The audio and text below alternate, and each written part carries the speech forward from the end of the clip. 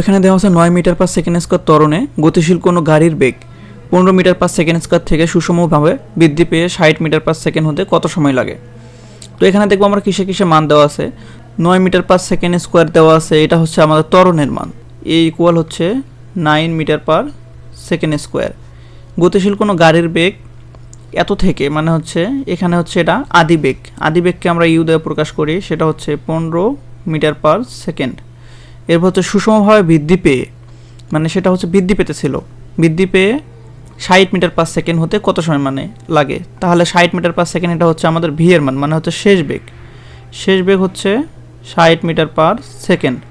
তো কত সময় লাগে, তাহলে আমাদের টি এর মান বের করতে বলছে। তো টি ইকুয়াল ওয়াট।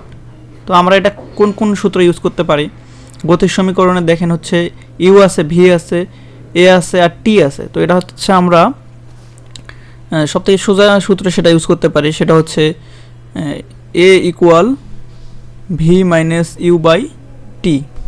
তো এখানে আমরা মানগুলো বসাই দিই। এর মান হচ্ছে 9, ভি এর মান হচ্ছে 60, ইউ এর মান হচ্ছে 15, এখানে টি এর মান তো বের করব। তো টি এর মানটা আমরা এর পাশে নিয়ে আসি।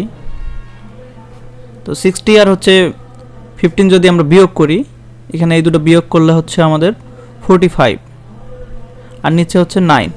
তো আমাদের টি এর মান কত বের হচ্ছে 5 সেকেন্ড। তো অ্যান্সার এটা। আশা করছি তোমরা সবাই বুঝতে পারছো।